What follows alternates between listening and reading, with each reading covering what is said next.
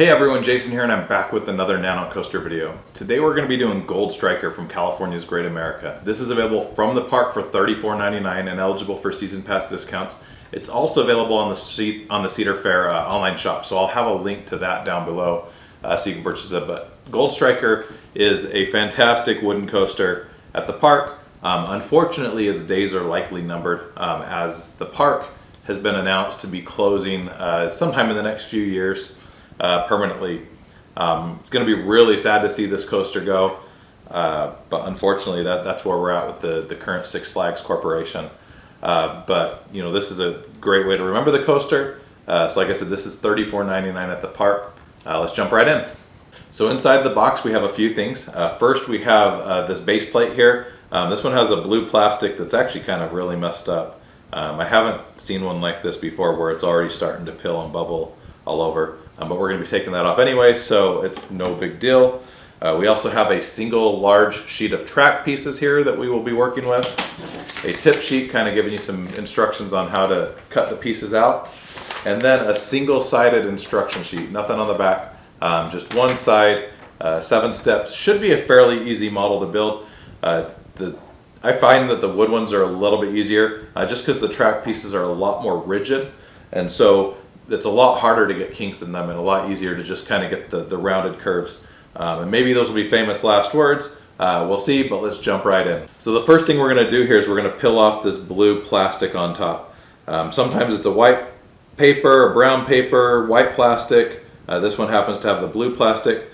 With it bubbling up, it actually is going to make it a little bit easier. We can just kind of put your finger underneath one of the bubbles and peel it off. On the top piece here, you'll notice their entire track layout is embossed in it or engraved in it. And so with that, we're going to have to peel it off in multiple pieces because it cut through the plastic. On the bottom, it's going to be mostly one piece. But you want to make sure you remove this so you get the nice, clean base plate underneath. And so I'm going to peel this all off and then we'll proceed to that point.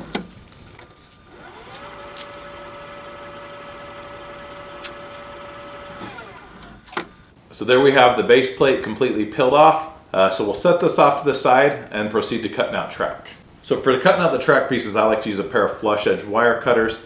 You can also use nail clippers. That's kind of what the tip sheet says. I like flush edge wire cutters. I feel like they give you just a little bit cleaner cut. This is a pair I purchased from Amazon. I'll have the link down below. I don't know if they're the best, but they've worked well for me. This is the 3rd pair I think I've gone through doing my kits. Eventually they do get dull and it takes a little bit more to cut the pieces out, but these ones, you know, I'm 7 or 8 kits into with this pair here, and they're still cutting really nicely.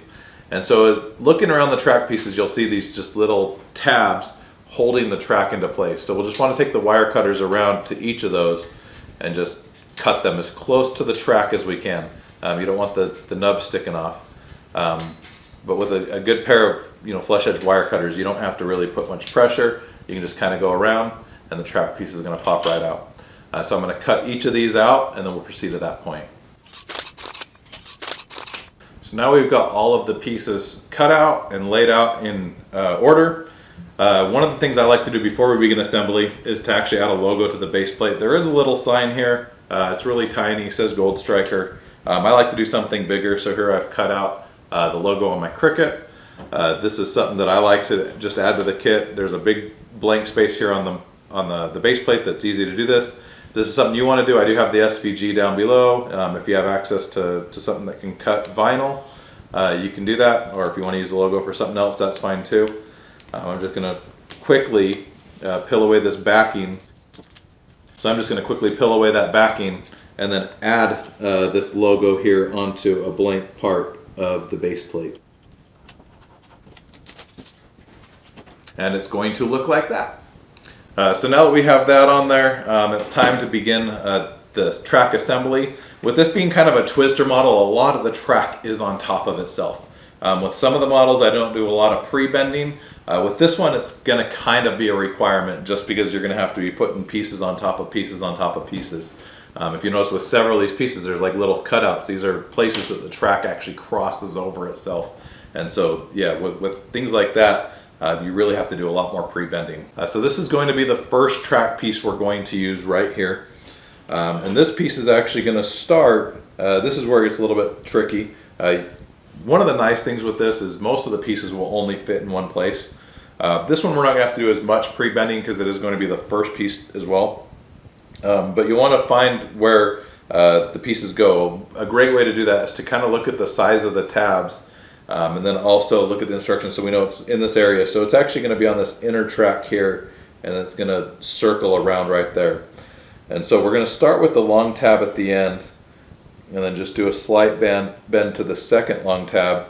And then we're just going to kind of bend around the track layout. Like I said, with the wooden coasters, one of the nice things is with the more rigid track, it's a lot easier to bend and get good curves without having hard kinks in it, as long as you just are careful and slow with your process. But like I said, we're just going to kind of bend around and follow this track layout, dropping it into place. And once we have it there, we'll just press it down so that all the tabs are completely in their openings. And then we can come underneath and bend over these tabs. Now when we bend over, you kind of want to look and make sure there's no other openings next to it. And if so, you want to bend away from them. Sometimes, especially with these really tight layouts, you can get track pieces that have tabs right next to each other. And so if you bend over and cover up another hole, it's going to make it a little bit harder with the next piece. So we're going to be very careful to make sure we don't cover up any of the other holes here as we bend them under and get it all into place. And then I'm going to grab, here I have a socket head. I guess it's a little bit too big for the turnaround. For the turnaround there, I might just have to use my fingers. If you have something round, I like to just grab a bunch of random round objects. I have a socket head, batteries, different things. You can usually find things. But with this one, I'm just going to use my fingers, make sure that it's shaped correctly. And that is going to complete step one. So for step two, we're going to be using this piece here. This is not going to connect to the first piece we did. It's going to actually run just straight here with a slight curve into this big, I think this is the first drop. Yeah, so the lift hill is going to come up here, first drop. And so we'll start here with the straight part. There's two long tabs that will fit into the straight part. And then we'll bend it around here at the end with this third tab. And just kind of line up each of the tabs with the openings on the base plate. And press it down into place, and then once again we'll bend over the tabs underneath, hold it into place. Once again right here you'll notice there's like 4 openings right next to each other, so you really want to make sure that you're bending that away from where the other pieces are going to have to go through. And that's going to complete step number 2. Step 3 is going to be this piece that we have right here, and it's going to come over here on this edge and then around this turnaround here. So once again, like I said, these will mostly fit just in one place. So we'll line up the first tab and then bend around to the second really large tab. There's kind of a sharp turnaround here. Once again, with this being a wooden coaster, you can kind of just follow the track layout and just don't put your fingers really close when you're bending it. Just kind of keep them separated and just have it naturally follow the track layout. And then line up each of the tabs and press them down in. Like I said, it's pretty forgiving being the wooden coasters. With the steel coasters, it's really easy to just get hard kinks in it. But you can see this one just kind of followed around really easily. We'll bend over the tabs underneath to hold it into place. And then once again, we'll come up above. I'm going to put the socket piece in this one turnaround here and just kind of press the track against it just to give us a really nice clean turnaround. But that is going to complete step number 3. So this piece is going to be step number 4. Now this is one we're going to be doing some pre-bending on. So this is going to come off of the first piece we did. And so if I come on here, I can kind of see where this first turnaround is. I'm going to put my socket piece there and just kind of wrap the coaster track around it. This is going to give us a sharp turn. It's not going to be quite tight enough for how it's going to go in the piece or into the base plate, but it's going to help us here a little bit. And then I can come on here as well at the next turn and just kind of bend it a little bit more. And then as you line up these pieces here, once again, you can just kind of continue bending. Like I said, there's going to be some pre-bending with this one just to get it so that it's going to hop the track pieces a lot. So once you do that, it's harder to do it once it's on the piece. But here we can now drop these tabs down in place. So we'll start here at this end. So then after this tunnel here, we have this really long straight tab, and then we'll just kind of bend over into the last piece here. Once we have it all there, we'll fold over these tabs once again. This one's a little bit tricky. There's actually tabs on both sides of it, so I think we have a little bit more room on that side. So again, just hold this down in place and bend over the tabs. And then we'll come back up above and just make sure we don't have any hard kinks. I have one here in this corner I'm not super happy with, so I'm just going to kind of shape it. I don't know if my socket head, I should have had a smaller socket head, but I should just be able to kind of force it out with my thumb and just shape it. Make sure these turns are all right. Also, where the track pieces connect. I didn't bend over this last tab. Okay, so we'll bend that over. Also just make sure everything lines up there. So that is going to complete step number 4. So this piece is going to be step number 5. This piece is going to connect off of the smallest piece that we have down here at the very bottom. There's actually 3 pieces that hop that already. Actually 4 pieces that hop that piece already. This is actually going to start down here at the end, and then it's going to go to this turn down at this one edge of the base plate. So we'll start by just putting the first large tab, because this one's really not hopping a lot. I'm going to try to shape it as we go. We'll get that first tab lined up in place and then follow. After this first turnaround is the one place that's going to hop the track. There's a little opening there, but right after that there's a tab that we can drop down into place, and then we'll bend it the other direction and line up those tabs as well. And then we're going to go into this turnaround here at the end. Once again, just lining up the tabs as we go. With the, like I said, I love the wooden coasters because they're so rigid that you can just kind of do this. Once we get that all there, we'll press this down into place and then bend over each of these tabs to hold it. And then once we have that piece in place, we can just come in here and shape it a little bit. For this big turn here at the top, I'm just going to take a D-cell battery and kind of press it down. It can't reach all the way to the bottom because there's another track piece underneath it, but we'll kind of use that to shape it. For this turnaround down here, I'm going to put the socket wrench in here and just kind of press the track into it, just to help us get our turnarounds just a little bit cleaner. And so that is going to complete step number 5. So step number 6 is going to be the last track piece here. It's going to be the turn out of the station, lift hill, first drop, a little tunnel, a little speed hill here at the bottom as well. And so this one, it does have actually quite a sharp little turn inside of there. Looks like it's about the size of a AA battery.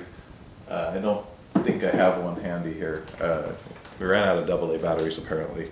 But this one I'm just going to kind of start with the socket. Like I said, this is going to be far too large for what we're doing here. But it's at least going to get me a little bit of a start, a little bit of a rounded shape. So I'm just going to wrap this first end around that. And then I'm actually going to probably use my finger a little bit here and just kind of bend it into place. So it's kind of a weird shape. So you kind of have a little bit of an S shape. Right before this tab at the bottom of the lift hill, we actually have a fairly hard bend. Not super, but I'm going to bend that in as well, just to kind of give us a little bit of shaping there. And this one's going to have to require a little bit of shaping afterwards as well. We just kind of want to get a little bit of pre-bending in there to get started with. And now I can just line up that first tab and probably the second tab, and then the third one. And then after that, it's going to be pretty easy. So that tight spot right there at the base of the lift hill coming out of the station is going to be the toughest spot to shape. Like I said, that one is going to require some pre-bending, something I don't typically do a lot of. But we can get, once we get those 3 first tabs all lined up, pressed down into place, now the lift hill is pretty much just straight all the way to this large tab, and then it's a very gradual turn in the first drop. And then with this we can just line up the 2 additional tabs and press them down into place. And we'll bend over the tabs underneath. And then the last step here is going to be to actually shape this track here. Like I said, the spot right here in the turnaround right out of the station, it's a lot of really sharp turns. But I think you can kind of just use your finger and press it into place. Then you just kind of want to look at the rest of this and make sure it looks good. With this lift hill, we want to make sure it's kind of straight, curve the drop a little bit. And so that's going to complete the track layout for Gold Striker, so step 6. Step 7 is going to be to do the station and the little sign. So the stations are all these little house buildings, 99% of the time. On the regular Nano coasters, you're just going to have this little house structure that you can bend, like I said, into a house. And then we will put this over the station area. This is kind of a tight fit. There's 2 pieces of track right next to it. And like I said, that's where we had to bend tabs underneath, very careful to not cover it. But now we can bend over these tabs underneath to hold that into place. And then the sign, you just drop it into the last remaining slot, bend over the tab underneath, and bend the sign back just a little bit. And so that's going to complete the Gold Striker kit from California's Great America. One last thing I like to do, if you've seen my other videos, is I like to actually add a felt bottom to the kits. It just, with these tabs, it's something to hold them in place and also make it so that if you are moving it around on a surface, it's not scratching it up and everything's being held really nicely. I found a couple tabs I forgot to bend over. So for this, I have a piece of adhesive felt from Amazon. I've actually already gotten 2 coasters out of this. Not sure which ones. I believe this was probably Emperor. This was a long, skinny wooden one. Maybe Voyage. No, Wild Thing. This was not a wooden coaster. So Wild Thing and Emperor were already cut out of this piece. There's actually room for Gold Striker as well. I've already looked at this. And so we'll just kind of line this up. I like to line up one of the flat edges if we can. But I'm just going to kind of put this on the felt where we need it. And then we'll trace around it. I do have this on a link to this on Amazon down below. You can also just get adhesive felt probably at any craft shop. Maybe even Walmart sells it. But we've traced it out there. Now I like to take my scissors and I like to cut right inside of where I traced.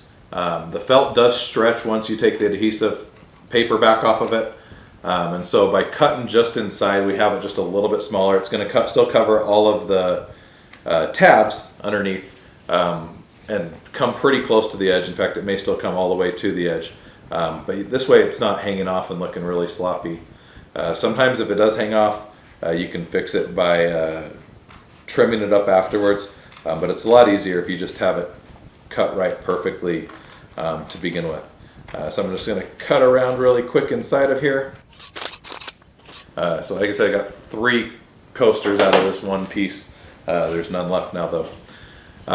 And then I'm going to peel off half of this paper backing. You just want to peel off a decent amount so that you can line it up but not the whole thing. This just helps you line it up a little bit better. So I'm going to peel off about half of it here and then tear it. And then up above we can line up the Nano coaster with the part that still has the paper and then press down on the rest of it. And then underneath I can just come and get the rest of this paper backing, peel it off, and then kind of use the edge of the table as I guide the felt just to line it up. And so now we have a really nice smooth felt bottom there on it. Also all the tabs are covered up, they're held into place permanently, and that is going to complete the Gold Striker Nano coaster. Like I said, this is available at California's Great America for $34.99. Also available on the Cedar Fair shop. This is one you want to probably get before the park is bulldozed because who knows how much longer we're going to have it around. Probably not much longer now. But really cool kit. I really love the way that the wooden coaster Nano coasters look. Probably more so than the steel ones. I love the lattice structure and things like that. But great kit. Thanks for watching. If this video helped you, if you like this video, make sure you hit the thumbs up button down below. If you want to see more videos like this with Nano coasters, coaster cutouts, and whatever else I feel like posting, make sure you hit the subscribe button. Thanks for watching and have a great day.